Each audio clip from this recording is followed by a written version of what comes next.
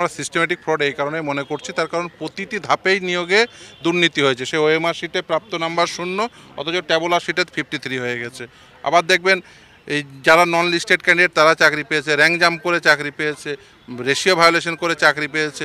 আজকে তো ধরুন শুধুমাত্র ইন্টারিম প্রোটেকশন, এটা ভাববেন না যে ফাইনাল জাজমেন্ট, ফলে ইন্টারিম প্রোটেকশন, কারণ সমস্ত কাউন্সিলদের ইভেন শুনতেও পারেননি, যারা এসএলপি ফাইল করেছেন তাদেরও সমস্ত শুনতে পারেনি, ইভেন আমরাও পুরো সম্পূর্ণ শুনানি করতে পারিনি। আজকে শুধুমাত্র যেহেতু মামলাটি পরবর্তী দিন শুনানি হবে 16 জুলাই 2024-এ, ফলে সেই দিন পর্যন্ত অন্তর্বর্তীকালীন স্থগিতাদেশ। কিন্তু তার সঙ্গে একটা রাইডার দিয়েছেন, কি বলেছেন, যে যদি বাতিল হয় তাদের কিন্তু এই আন্ডারটেকিং দিতে হবে, তাদের কিন্তু বেতন ফেরত দিতে হবে।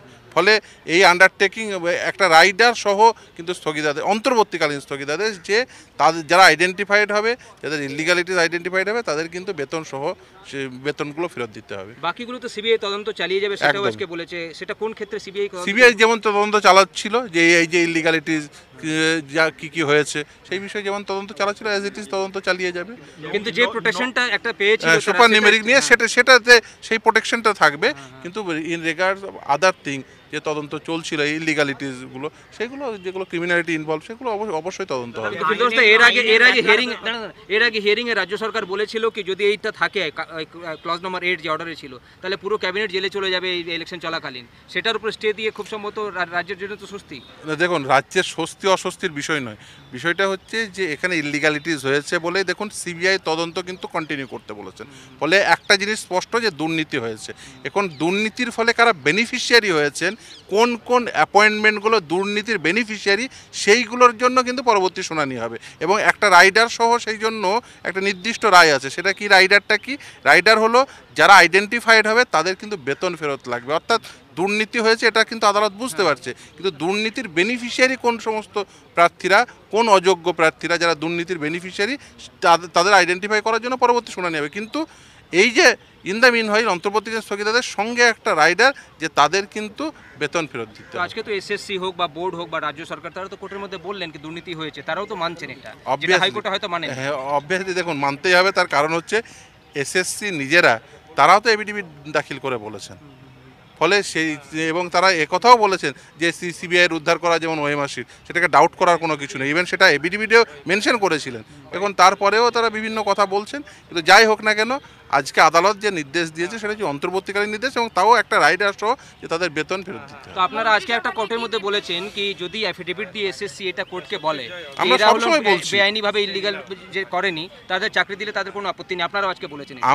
আমরা সবসময় বলছি যোগ্যরা তাদের যোগ্যতা অনুযায়ী স্বীকৃতি পাক, কিন্তু অযোগ্যরা তারা বাতিল হোক, যারা, এবং সেই স্তরে নতুন যোগ্য প্রার্থী যারা তারা চাকরি পাক। মন্ত্রিসভায় কি নির্দেশ দিল সুপ্রিম কোর্ট?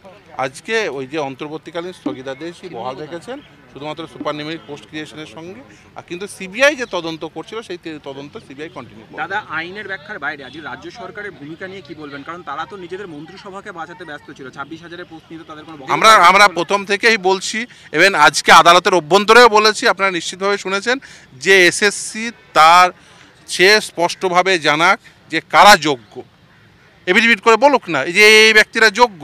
আমরা তো সবসময় বলছি যে স্পষ্ট করে এসএসসি জানাক যে কারা যোগ্য কারা অযোগ্য, সেটা সেগ্রিগেট করলেই তো হয়ে যায়। এবং সবথেকে বড় কথা হচ্ছে যে এই যে বেনিফিশিয়ারি কারা, এই যে অযোগ্য ব্যক্তি যারা এই ঘুষ দিয়ে চাকরি পেল, এবং আজকে আমাদের সাবমিশনে ছিল যে বাজারে 15 লাখ 20 লক্ষ টাকা করে চাকরি বিক্রি হচ্ছে, এবং সেই চাকরি বিক্রি হয়েছে বলে কিছুজন চাকরি পেয়েছে, সেই যারা বেনিফিশিয়ারি, এই চাকরি পাওয়ার যারা বেনিফিশিয়ারি অর্থের বিনিময়ে, তাদের আইডেন্টিফাই করতে হবে। স্যার, ফিরদৌসের একটা অবজারভেশন ছিল চিফ জাস্টিসের কি চাকরি একটা মানে লোক অনেক একদম কষ্ট করে, এবং তাদের জন্য এই সরকারি চাকরির উপর একটা বিশ্বাস উঠে যাবে যদি এভাবে হয়। একদম, এবং শুধু তাই না, দেখুন এসএসসি বিং এ রেকমেন্ডেটরি অথরিটি, তারা নিজেরাই স্বীকার করছেন যে হ্যাঁ এই ইলিগালিটিস হয়েছে। আমরা ট্যাবুলার শিট দিয়ে বলেছি, আমরা তারপরেও বলছি এর বাইরেও আরও অনেক ইলিগালিটিস আছে, কিন্তু তারপরেও দেখুন একটা রেকমেন্ডেটরি অথরিটি তারা স্বীকার করছেন যে হ্যাঁ সেখানে ইলিগাল অ্যাপয়েন্টমেন্ট হয়েছে।